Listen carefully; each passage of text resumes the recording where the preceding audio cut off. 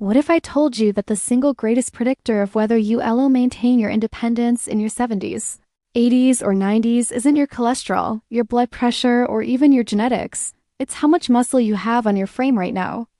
That's not an exaggeration. Multiple large-scale studies have shown that maintaining muscle mass and strength is directly linked to a lower risk of disability, fewer falls, better metabolic health, and even a longer lifespan. And yet, as a society, we continue to underestimate muscle as if it were only about aesthetics or athletic performance. There's a silent epidemic taking place, and it's called sarcopenia, the progressive loss of muscle mass and strength that begins as early as our 30s and accelerates every decade after. By the time many people reach their 70s, they've lost up to 1/3 of their muscle tissue. This isn't just about looking weaker. It means slower walking speed, impaired balance, a higher risk of fractures, and a reduced ability to recover from illness. Sarcopenia isn't just a mobility issue. It's a longevity issue. But here's the good news. You don't need a gym membership or expensive equipment to fight sarcopenia. In fact, 2 simple home exercises, when practiced consistently, can profoundly slow and, in some cases, reverse this loss of muscle. These aren't gimmicks. They are backed by robust clinical evidence and rooted in our understanding of how muscle fibers respond to mechanical tension, mitochondrial signaling, and even the genetic switches that control protein synthesis. Today, we're going to uncover the science behind sarcopenia, the cellular mechanisms that drive it, and why walking, while healthy for cardiovascular fitness, is not nearly enough to preserve your muscle into older age. We'll explore the 2 home-based exercises that science has repeatedly shown to be the most effective for maintaining and rebuilding strength. And I'll show you how these moves not only build muscle but also improve mitochondrial health, insulin sensitivity, and even cognitive resilience. By the end of this session, you'll understand why muscle is far more than a tissue of movement. It's a metabolic organ, a reservoir of amino acids, and a longevity engine. And you'll walk away with a clear, actionable strategy to keep sarcopenia from stealing your independence in the decades ahead.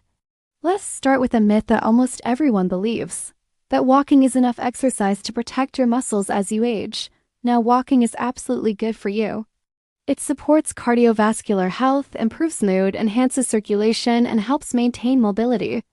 But here's the uncomfortable truth. When it comes to muscle preservation, walking is not enough. Here's why.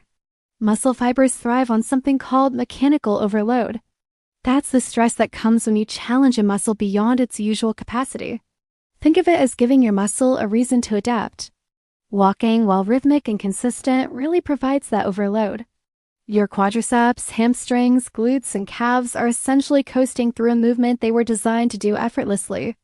There's very little reason for your muscle fibers to grow stronger or even to maintain their size. If we zoom into the cellular level, what we see is that mechanical overload is the spark that turns on a key signaling pathway called mTOR. This is one of the central molecular switches for muscle protein synthesis. Without adequate activation of this pathway, your body's default mode with aging is breakdown, not buildup. That's exactly what happens in sarcopenia. Walking simply doesn't create the degree of tension that strongly activates the system. Here's an analogy. Imagine your muscles are employees in a company. Walking is like giving them the same routine task every single day. They can do it half asleep, and after a while, they stop improving because there's no new challenge. Resistance exercise, on the other hand, is like assigning them a tough new project. Suddenly, they must grow, adapt, and become more efficient to meet the demand. The science backs this up. Studies in older adults have shown that while regular walking helps with cardiovascular endurance, it has a minimal effect on preventing the decline of fast-twitch muscle fibers, the very fibers most critical for strength and power. These are the fibers you need to catch yourself if you trip, to climb stairs without assistance, or to lift a heavy grocery bag without straining. Without targeted resistance, these fibers atrophy rapidly with age. This is why we see older adults who walk every single day, sometimes for miles, but still struggle with weakness, poor balance, and loss of independence. Walking keeps the heart and joints moving, but it doesn't build the muscle tissue that protects against frailty. If this breakdown is resonating with you so far, go ahead and hit that like button, drop a quick comment, and hit subscribe. It helps more people discover this kind of science-backed health content. The takeaway here is simple. Walking is wonderful, but it is not your shield against sarcopenia. For that, you need targeted muscle-loading activities that truly stimulate protein synthesis, mitochondrial resilience, and neuromuscular strength. And that brings us to our next deep dive, understanding what sarcopenia really is and why it accelerates with age. Now that we've established that walking alone isn't enough, let's look more closely at what we're really up against, sarcopenia.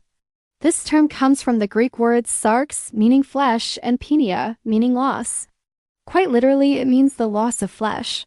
But beneath that simple definition is a deeply complex biological process. Here's what's happening at the cellular level. Our skeletal muscles are made up of fibrous bundles of cells that contract to produce movement. Each of these fibers is packed with mitochondria, the tiny power plants of the cell. With aging, two things begin to happen simultaneously. The mitochondria become less efficient at generating energy, and the signaling pathways that drive protein synthesis become less responsive. This combination is devastating for muscle health. One of the key culprits is something called anabolic resistance. In your 20s, if you eat a protein-rich meal or do a strength workout, your muscle cells respond quickly, switching on the machinery for protein synthesis. But by the time you're in your 60s or 70s, that signal is blunted. Your muscles don't respond as strongly, meaning the same stimulus produces far less growth. It's like turning up the volume on a radio only to realize the speakers are muffled. The message is there, but it's not getting through with the same clarity.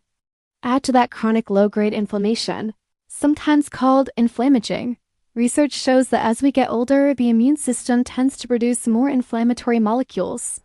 These molecules interfere with the ability of muscle cells to repair and regenerate.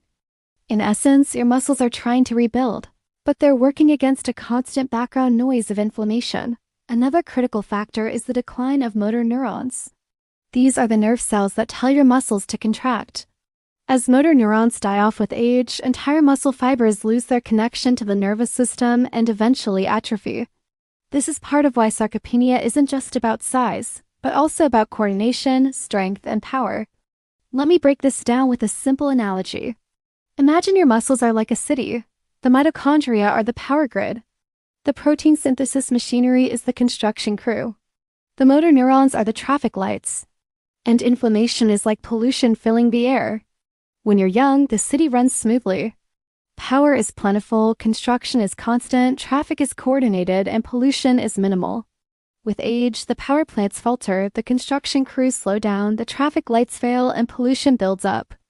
The city still functions, but it's weaker, less efficient, and more fragile. That is sarcopenia. This matters because muscle is not just tissue for movement, it's also a metabolic organ. It acts as a reservoir for glucose, pulling sugar out of the bloodstream and protecting against insulin resistance. It stores amino acids that can be mobilized during illness. It secretes signaling molecules that talk to your brain, your liver, and even your immune system. Losing muscle isn't just about strength. It's about losing a critical organ of longevity. And this is why the exercises we'll discuss are so powerful. They are not simply making you stronger in a mechanical sense. They are literally reprogramming the biology of your muscle cells, turning back some of these aging signals and helping restore metabolic balance. Up next, we'll reveal the first home-based exercise that research consistently shows is a powerhouse against sarcopenia. And the best part? It requires no expensive equipment and you can begin at any age. So, what is the first home exercise that research consistently shows can fight sarcopenia head-on? It is the squat and variations of the squat that can be scaled to your fitness level. Now, let me be clear. When I say squat, I don't necessarily mean loading a barbell with heavy weights in a gym, although that is excellent if you have access to it. I mean the simple act of repeatedly lowering and raising your body using the muscles of your legs and hips. You can start with bodyweight squats, move to chair-assisted squats, and eventually progress to weighted squats if you choose. The beauty of this movement is that it recruits the largest muscles in your body, the quadriceps, hamstrings, glutes, and calves. These are precisely the muscles most vulnerable to age-related atrophy. Here's why squats are so powerful from a physiological standpoint. When you lower into a squat, those muscles experience mechanical tension across a wide range of motion. That tension acts as a signal that triggers receptors in the muscle fibers. Those receptors, in turn, activate pathways like mTOR, which we talked about earlier, stimulating protein synthesis. This is how the cell begins repairing and adding new protein structures, effectively strengthening the muscle. but the benefits go far beyond muscle size. Squats also challenge the neuromuscular system, the communication between your nerves and your muscle fibers. Each repetition requires coordination, balance, and activation of stabilizing muscles around your core and hips. This helps maintain the motor unit connections that, as we discussed, tend to degrade with age. In fact, research shows that lower body strength is one of the strongest predictors of longevity and independence in older adults. People with stronger leg muscles are significantly less likely to experience falls or mobility-related disability. At the mitochondrial level, squats create short bursts of energy demand that force your muscle cells to adapt by building more mitochondria. This process, called mitochondrial biogenesis, not only improves muscular endurance but also enhances overall metabolic health. That means better insulin sensitivity, more efficient glucose disposal, and less risk of type 2 diabetes. Here's a practical way to start. If you're brand new to squats, begin with chair squats. Sit down on a sturdy chair, then stand up slowly, keeping your weight in your heels and your chest tall. Aim for 10 repetitions. Over time, try doing this without using your hands for support, then gradually increase the number of sets. If you're more advanced, progress to bodyweight squats or goblet squats holding a dumbbell. Think of squats as the compound interest of exercise. Just like saving a small amount consistently can grow into a huge sum over decades, performing squats regularly compounds into better balance, stronger bones, more resilient mitochondria, and a much lower risk of sarcopenia. If you're enjoying this breakdown, consider subscribing. I post weekly deep dives into longevity science and practical nutrition tools to help you optimize your health span. So the first weapon against sarcopenia is the squat, simple, scalable, and backed by science. But squats are only part of the story. There's a second movement that complements them beautifully, targeting not just strength but also stability and functional independence, and that's what we're going to explore next. The second home exercise that science strongly supports for fighting sarcopenia is the push-up and its many variations. Now, some people hear push-up and immediately think, I can't do those. But here's the key. Push-ups are one of the most scalable exercises we have. You can start with wall push-ups, progress to knee push-ups, then move to traditional floor push-ups, and eventually experiment with advanced versions like decline or weighted push-ups. Regardless of the level, this movement recruits the chest, shoulders, triceps, and, crucially, the stabilizing muscles of the core. Why is this important? Because sarcopenia doesn't discriminate between the upper and lower body. We often focus on the legs because mobility and falls are so critical, but loss of upper body strength is just as damaging. Weak chest and arm muscles make it difficult to push yourself up from a chair, to carry groceries, or even to maintain good posture. Over time, this loss of strength translates into reduced independence. Let's zoom into the cellular level again. Just like squats, push-ups generate mechanical overload, particularly in the upper body. This stimulates mTOR signaling and activates protein synthesis in those muscle fibers. But here's something unique about push-ups. Because they require you to stabilize your trunk, they also activate deep core muscles that are essential for balance. This translates directly into fewer falls and better coordination in daily life. Push-ups also stress the bones of the arms and shoulders, stimulating bone remodeling. This is incredibly valuable because osteoporosis often develops alongside sarcopenia, a condition known as osteosarcopenia. By loading both the muscles and bones, push-ups address two problems at once. Thank you so much for joining me on this deep dive into muscle health.